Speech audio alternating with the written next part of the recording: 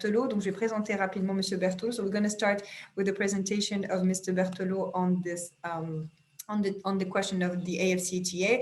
Donc, M. Jacques Berthelot est un économiste agricole retraité depuis 2000. Il a 10 ans de coopération de longue durée en Afrique, notamment en Algérie, Tunisie, Madagascar et le Togo, dans différentes fonctions d'enseignement universitaire et de formation des cadres de coopératives agricoles et de planification avant d'être maître de conférence à l'ENSAT de 77 à 2000.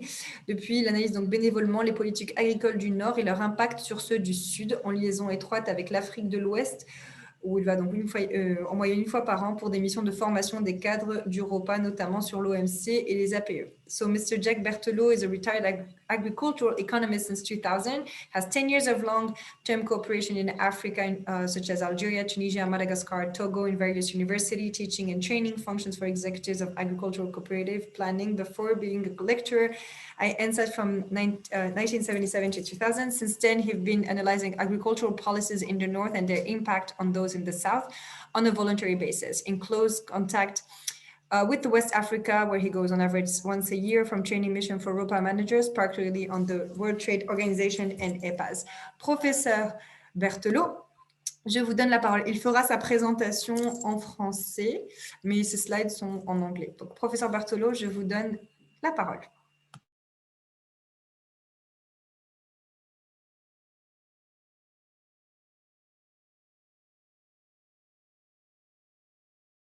Alors, on ne vous entend pas, professeur Berthelot. Il faut juste que vous remettiez votre micro.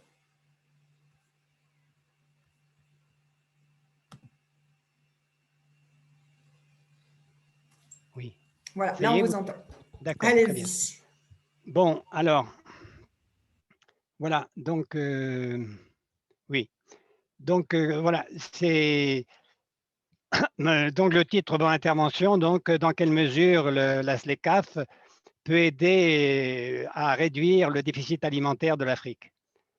Bon, alors, il y a une série de, disons, de thèmes que je vais aborder. D'abord, donc, les taux d'échange à l'intérieur de chaque continent, donc, enfin, du continent africain dans le commerce mondial de 1995 à 2019, et en particulier donc en 2019, le taux d'autocentrage, disons, pour les régions d'Afrique subsaharienne, hein, c'est-à-dire la part des échanges à l'intérieur de l'Afrique par rapport à leurs échanges mondiaux. Ensuite, la répartition des exportations, des importations entre les produits agricoles, les produits manufacturés et les produits de combustibles, métaux et minéraux, toujours de 1995 à 2019. Alors, ensuite, j'aborde plus précisément donc, dans le détail les questions de l'agriculture et des produits alimentaires, en faisant la différence donc, entre les produits agricoles qui contiennent pas seulement des produits alimentaires, mais aussi des produits comme le coton, enfin, etc., des produits donc, qui ne sont pas comestibles. Et dans les produits alimentaires, j'intègre, disons, ce que ne fait pas la FAO ou l'OMC, c'est-à-dire que je sors le tabac des produits alimentaires. Et ces produits alimentaires sont analysés sur la base de la nomenclature CFCI et non pas de la nomenclature donc, plus large donc, des produits agricoles. Alors, bon, ensuite, donc voilà, le premier slide donc, vous montre un peu la part des échanges intracontinentaux de l'Afrique, notamment de l'Afrique subsaharienne ou de l'Afrique du Nord, par rapport à ceux des autres grandes entités. Un des intervenants déjà en a parlé. On voit que dans l'Union européenne à 28, bon, c'est 64% en gros des exportations et 64% donc, des importations qui sont faites donc, à l'intérieur de l'Union européenne. Bon, vous avez ensuite sur l'Europe, mais l'Europe, là, c'est l'Europe qui va jusqu'à Vladivostok, donc ça ne nous intéresse pas trop. Alors, l'Asie, donc, elle est un peu moins intégrée que l'Union européenne. Soit 58% donc, des exportations se font au sein de l'Asie et 62% des importations. Pour l'Amérique, les Amériques, en fait, du Nord et du Sud, bon, c'est un peu plus, 48,5% des exportations et nettement moins des importations, 42%. Pour l'Afrique, par contre, on tombe à des taux, disons, d'intégration régionale relativement faibles, hein, 13-40% pour les, pour les exportations et 14% aussi à peu près donc pour les importations. Mais l'intégration est plus forte pour l'Afrique subsaharienne, nettement plus forte que pour l'Afrique du Nord. Donc, et là, l'Afrique du Nord, ces découpages, disons, sont ceux de la CNUSED qui intègrent dans l'Afrique du Nord le Soudan, hein, le Soudan du Nord, et voilà, et pas seulement donc, et bien sûr l'Égypte, la Libye. Bon. Et donc, on voit que les taux d'intégration bon, sont en légère progression pour l'Afrique. L'Afrique. Bon. Alors là, non, ça c'est le premier slide, c'était sur la moyenne des années 95 à 2019. Et celle-ci, maintenant, c'est uniquement pour 2019. Il n'y a pas vraiment de changement observé depuis 25 ans, quoi.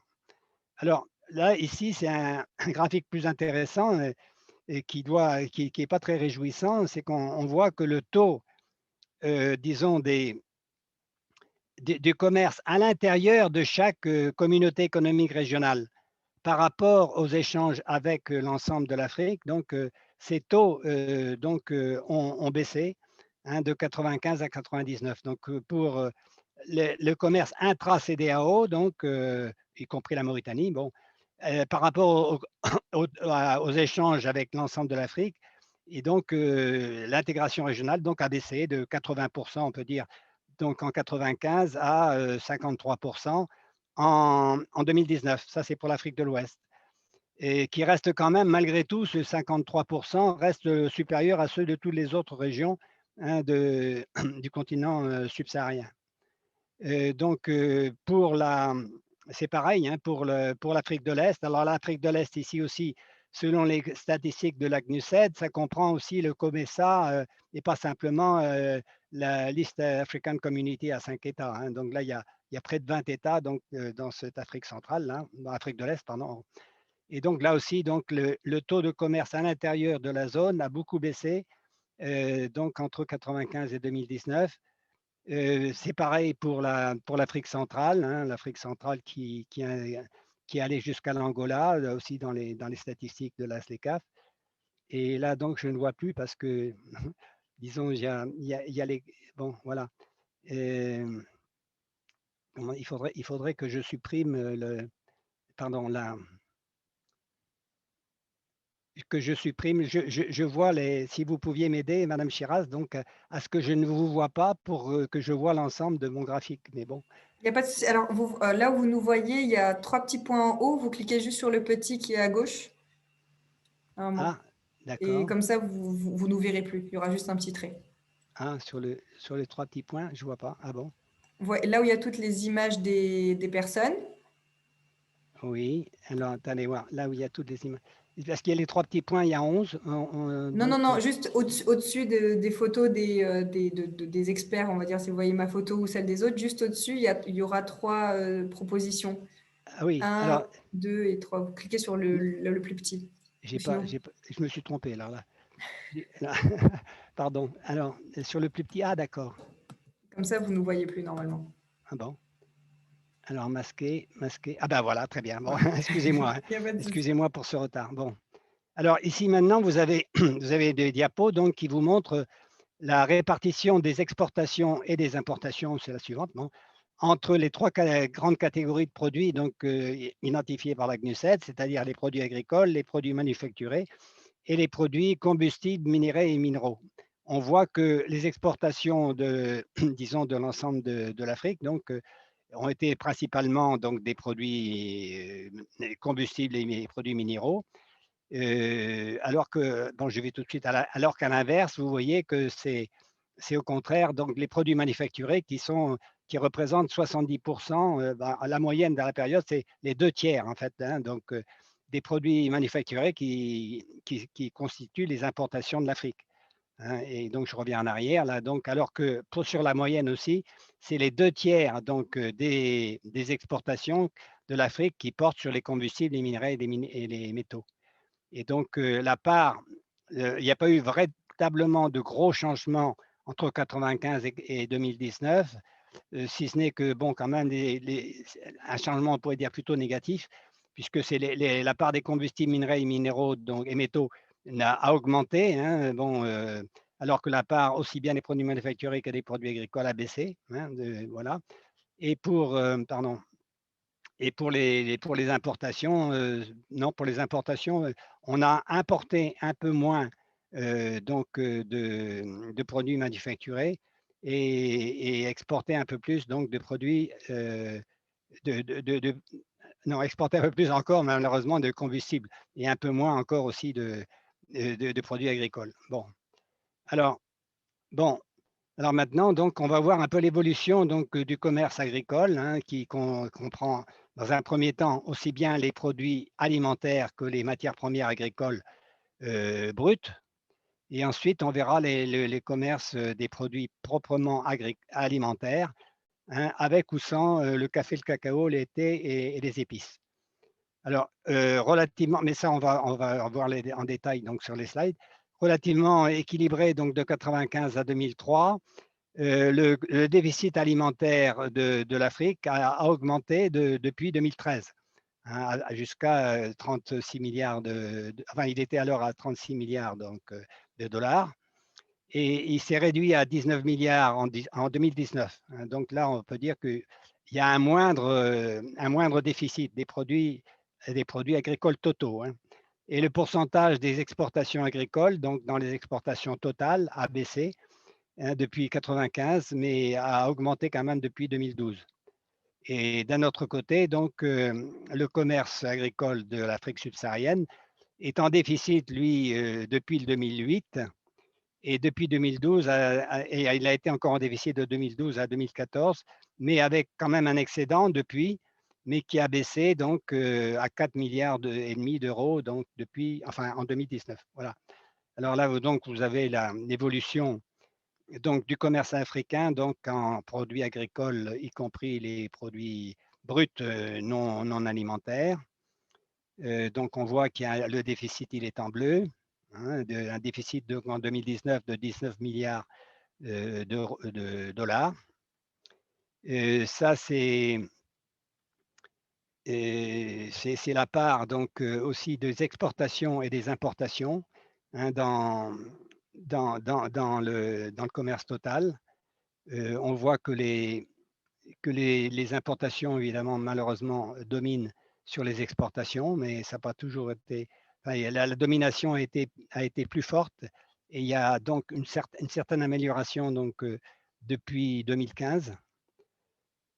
Alors, bon, ça c'est la même chose, mais pour uniquement l'Afrique subsaharienne.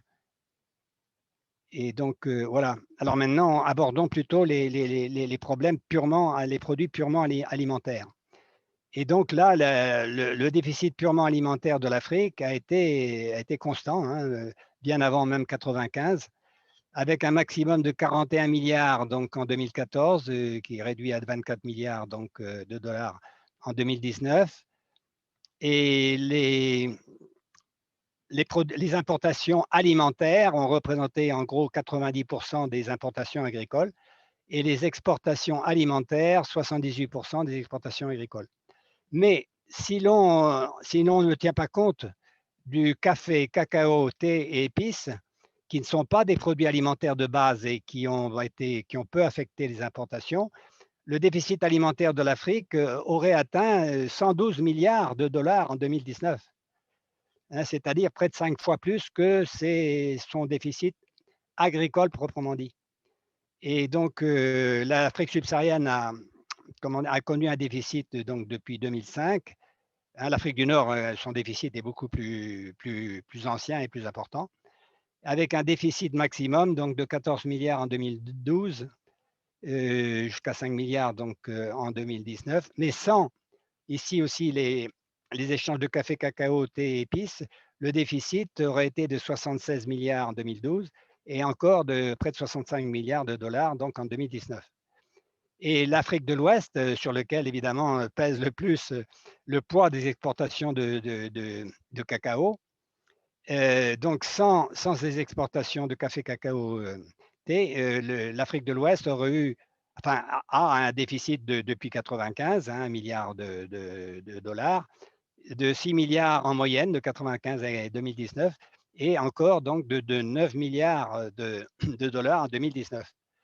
Et là, je mets une petite incidente. Donc, bon, tout à l'heure, la représentante du ministère de l'Agriculture de Côte d'Ivoire nous a parlé effectivement de l'importance du cacao, donc, dans les exportations de l'Afrique de l'Ouest. Mais, pardon, voilà. Mais seulement, il faut bien voir que comment dirais-je, ça pose quand même de graves problèmes de déforestation. Hein. Donc, vu l'emprise importante donc, des espaces forestiers qui ont été pris par le cacao. Et il y a aussi évidemment le problème du travail quasi-esclavagiste des enfants des pays sahéliens sur les plantations. Bon, mais je sais que la Côte d'Ivoire, évidemment, s'y attache à ça. Et donc, mais c'est un problème qui ne sera pas facile à régler, mais je pense qu'il serait utile que l'Afrique, enfin, que, disons que aussi bien d'ailleurs la Côte d'Ivoire que le Ghana, cherchent à exporter davantage, plutôt à convertir une partie de ces terres occupées par le cacao, quitte à perdre des parts de marché au niveau mondial, sur les produits alimentaires de base. Voilà. Alors, donc ça, c'est le commerce purement alimentaire, donc l'évolution du commerce alimentaire donc de l'Afrique de 95 à 2019. On voit que les importations en moyenne, enfin en 2019, donc 81 milliards de dollars, les exportations 58 milliards, donc un déficit de près de 24 milliards de dollars. Et donc ça, c'est pour le commerce de l'Afrique subsaharienne, donc où les importations, le solde est plus faible, hein, près de 5 milliards de dollars. Ça, le solde, donc ne tenant pas compte, enfin, compte tenu évidemment des exportations de café, cacao, etc. Bon, alors le problème ici avec l'Afrique, disons, j'ai un problème, disons, de compréhension, de savoir pourquoi, disons, les deux experts principaux de l'UNECA hein, ou la CEA, bon, messieurs Simon Mevel et Stéphane Karingui, donc n'ont pas l'air de connaître du tout la réalité de l'agriculture africaine, hein, puisqu'ils écrivaient donc en 2012 que les exportations africaines totales agricoles et alimentaires seront donc qui vont stimuler le plus donc les réformes du commerce africaine avec 9%, donc 5 milliards donc, de dollars de plus d'exportation avec, avec la SECAF en 2022 qu'actuellement. Et c'est là que ça pose problème. Les plus forts hausses d'exportation seraient le blé, les céréales en général, le sucre, les viandes, les produits laitiers. Mais enfin, disons, c'est incompréhensible puisque ça montre qu'ils n'ont pas du tout réalisé que tous ces produits, les céréales, dont le blé, le sucre, les viandes et les produits laitiers, disons que le déficit a été de 30 milliards de dollars en 2016, dont 19 milliards pour les céréales, près de 4 milliards pour le sucre et la même chose pour les viandes et 3 milliards 3 pour les produits laitiers. Et là-dessus, la part de l'Afrique subsaharienne a été de un peu plus de 10 milliards pour les céréales, 2 milliards et demi pour le sucre, 2 milliards 2 pour les viandes et 1 milliard et demi pour les produits laitiers.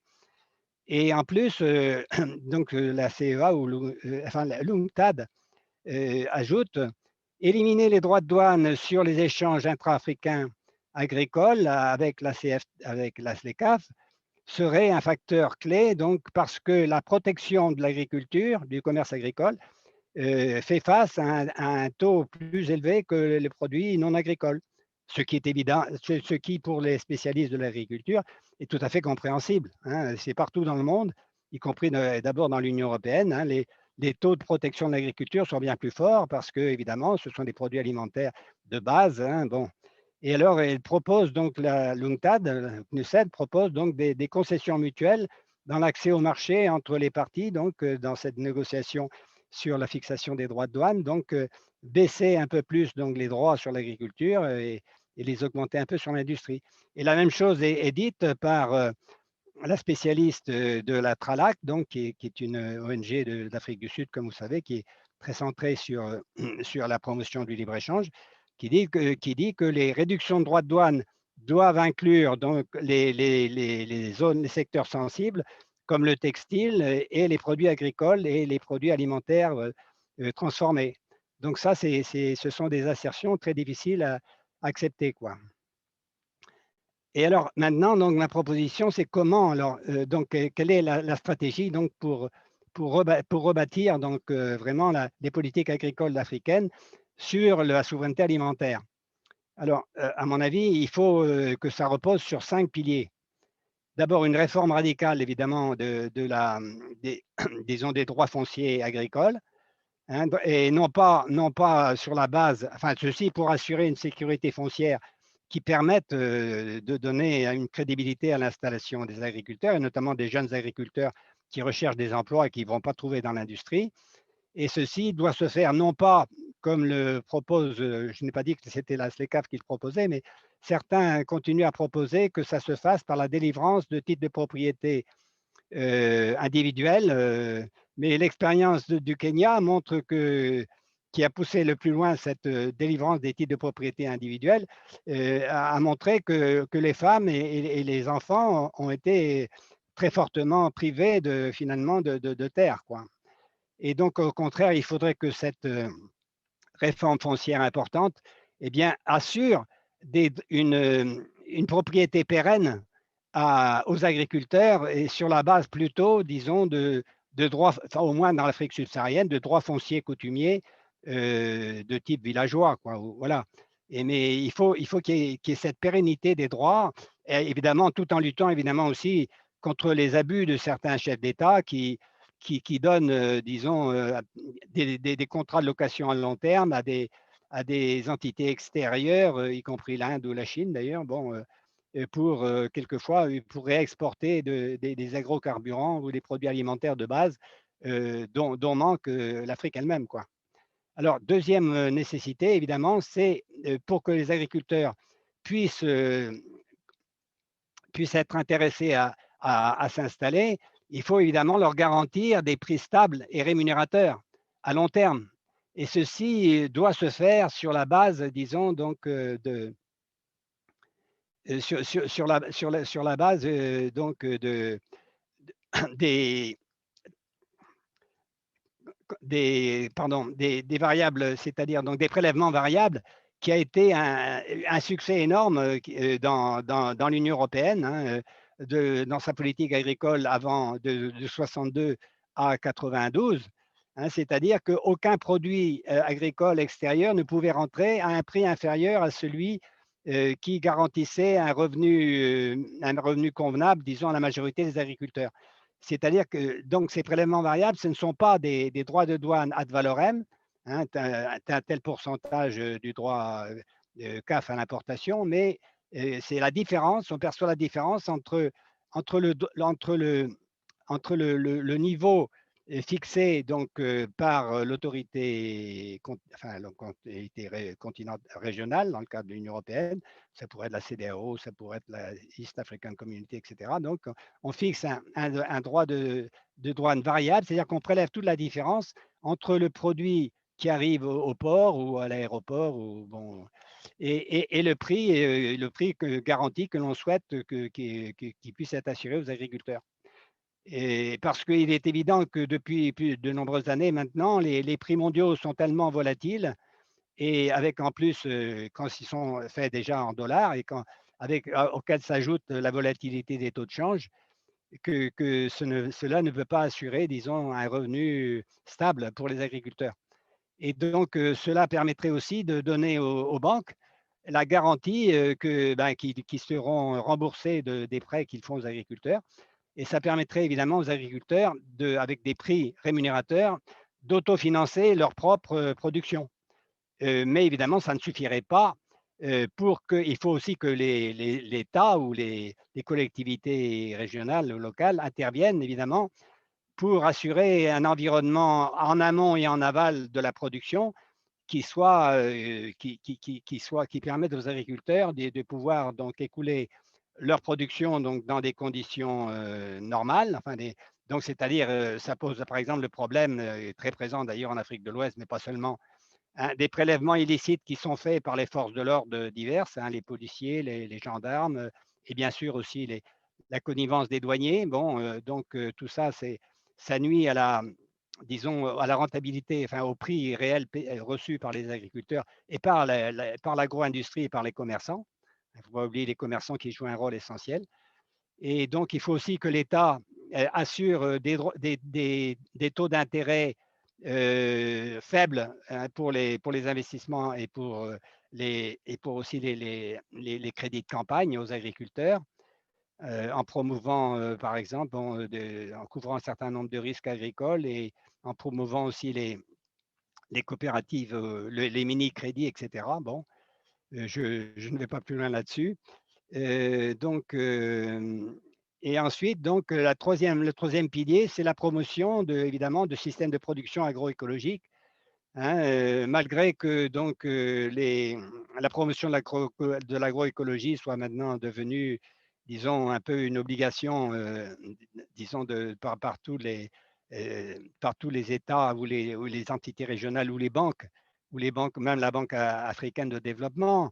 Malheureusement, dans la pratique, on continue à promouvoir les systèmes conventionnels d'agriculture basés sur les engrais chimiques et les pesticides, hein, voire même sur les OGM.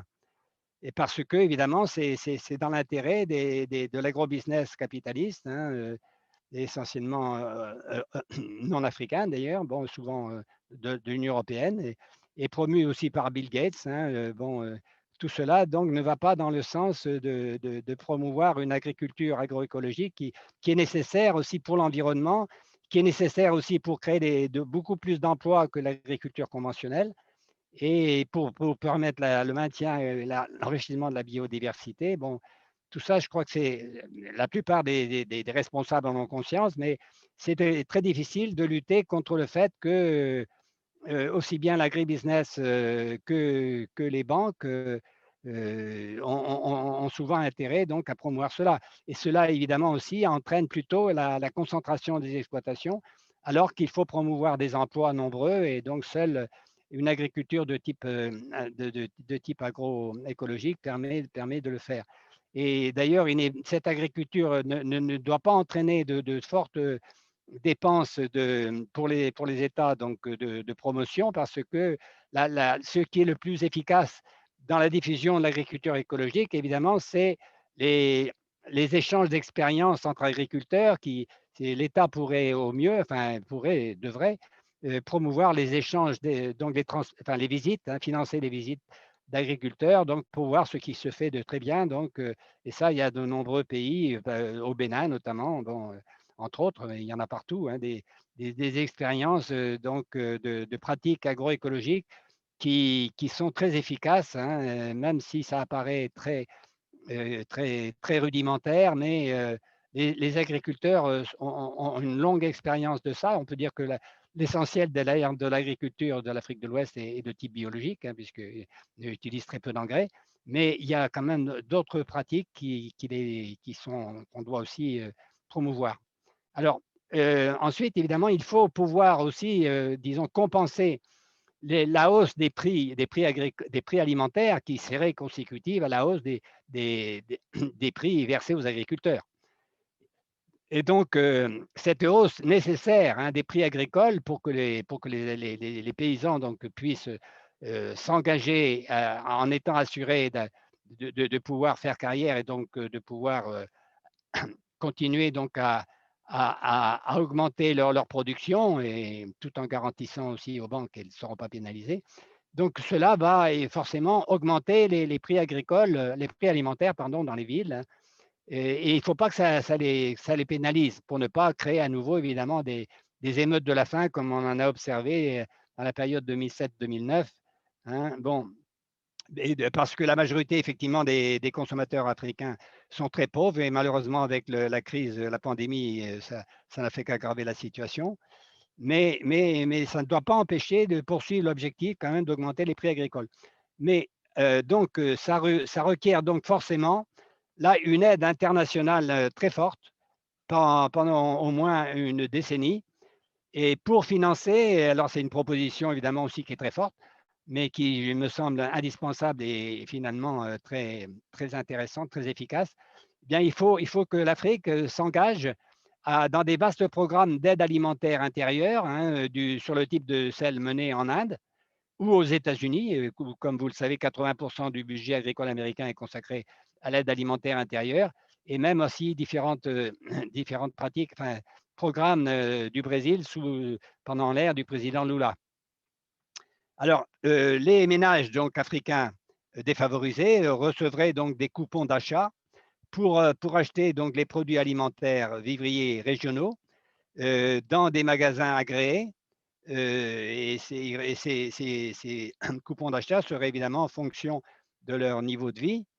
Et, mais ça permettrait donc aussi disons, de promouvoir des stocks villageois, ne pas promouvoir les stocks trop importants qui sont faits en Inde, par exemple, ou les stocks qui sont souvent pérennes sur de nombreuses années, finalement entraînent une détérioration de ces stocks. Donc voilà. Et par contre, l'Inde, donc la loi sur la sécurité nationale alimentaire de 2013 a alloué 5 kilos de blé ou de riz par tête et par mois, c'est-à-dire 60 kilos par an, à 75% de la population rurale et 50% de la population urbaine, et subventionne en plus les repas scolaires de midi. Et un petit calcul, disons, pour l'Afrique subsaharienne, où 60% de la population est rurale. Donc, ça impliquerait de subventionner près de 43 millions de tonnes de produits alimentaires locaux. Bien sûr, d'abord les céréales, mais aussi les haricots secs, l'huile, certains tubercules, voire les bananes plantains. Et ça coûterait environ 15 milliards de dollars par an. Alors, ça semble peut-être énorme, mais finalement, ça pourrait être quand même mobilisé à travers des prêts concessionnels à très bas taux d'intérêt, de l'ordre de 0,75 par l'Agence internationale de développement, qui est une succursale de la Banque mondiale, sur 35 ans avec un délai de grâce de 10 ans, comme elle l'a fait, disons, peu après sa création, pour des très grands projets d'infrastructure. Avec évidemment, bon, alors maintenant, tout ça suppose aussi de changer les habitudes alimentaires, évidemment, des consommateurs africains.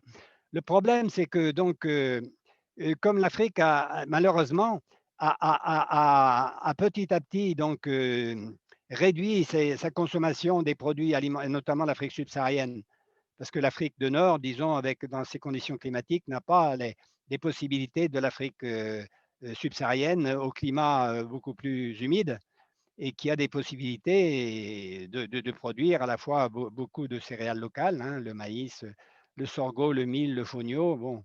Et donc, et aussi bien sûr de nombreux types de tubercules, le manioc, les ignames, etc.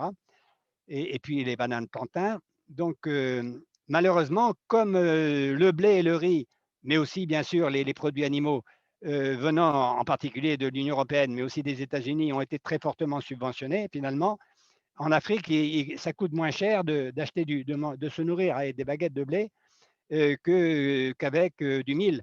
D'autant que le blé, enfin, il est les baguettes de blé sont faciles à préparer, donc pour les repas de midi, c'est facile à manger. Et alors qu'évidemment, on n'a pas vraiment amélioré la transformation des produits vivriers locaux. Et donc, à la fois le prix cassé donc des importations a marginalisé donc la consommation, enfin la production et la consommation des produits vivriers locaux. Et donc, en 2019, par exemple, l'Afrique a importé 44 millions de tonnes de blé et près de 12 millions de tonnes de riz pour 11 et près de 5 milliards de dollars. Sur un total, donc entre le riz et le blé, 56 millions de tonnes et 16 milliards de dollars. Et l'Afrique subsaharienne a compté pour 52% du tonnage total et 56% du coût de ces importations. Mais l'Afrique subsaharienne a importé l'essentiel du riz. 92% du riz importé en Afrique, elle était en Afrique subsaharienne, et 90% aussi de son coût. mais seulement 42% du blé en tonnage. Et à peu près pareil pour la valeur des importations. Mais en fait, bon, c'est sous-estimé parce que l'Afrique du Nord, en fait, n'importe pratiquement plus que du blé brut et elle a évidemment développé toute la transformation, à commencer par la farine, mais aussi évidemment les pâtes alimentaires, le couscous, etc. Et alors que dans l'Afrique subsaharienne, là, dans les statistiques, je n'ai pas eu le temps de tenir compte uniquement des importations de blé brut. Bon, étant donné que l'Afrique subsaharienne importe encore beaucoup de farine, de couscous, de pâtes alimentaires, etc. Bon, mais ce qu'il faut savoir, à ce que semblent ignorer enfin, beaucoup d'experts, c'est que les prix mondiaux du blé vont forcément augmenter très fortement. Parce que, Professeur bah, Berthelot. j'ai terminé, hein, j'ai Oui, terminé. je sais. C'est la dernière, pardon, excusez-moi. Bon, c'était ma femme qui râlait. Bon, bon. Mais OK, donc les prix mondiaux donc du blé vont fortement augmenter parce que depuis 15 ans, tous les pays exportateurs de blé, qui n'ont pourtant pas lésiné sur les doses de produits chimiques et de pesticides utilisés, eh bien les rendements du blé plafonnent, hein, et vont même se réduire par ces rendements puisque au moins dans l'Union européenne, les consommateurs exigent maintenant de ne plus consommer de produits à base de pesticides et de produits chimiques, d'engrais chimiques. Donc voilà. Alors que, bon, parallèlement, évidemment, la population des pays non tropicaux qui importent beaucoup de blé, c'est-à-dire à la fois, évidemment, les pays de la zone arabe, Maghreb, Machrek, mais aussi de l'Afrique, enfin de l'Asie occidentale, hein, y compris donc l'Iran, l'Irak, etc. Bon, eux, ils vont continuer à disposer quand même d'un minimum de ressources en gaz et en pétrole et ils pourront donc faire face à la hausse des prix du blé. Mais l'Afrique subsaharienne ne pourra pas, parce que comme les importations de blé ont augmenté en moyenne de près de 6% par an, hein, de 2000 à 2019, si ce taux continue au même rythme compte tenu disons, de l'évolution prévue par les Nations Unies de l'évolution de la population, ce serait 130 millions de tonnes de blé qu'il faudrait importer en 2050. Manifestement, l'Afrique subsaharienne n'en aura pas les moyens. Et on peut dire dans un sens, c'est pas plus mal, dans la mesure où ça permettrait de développer donc, et de faire des efforts pour transformer les céréales, les tubercules, donc, qui ont été marginalisés par les importations subventionnées européennes. Et donc, les consommateurs donc, devraient y retourner. Excusez-moi d'avoir été un peu long.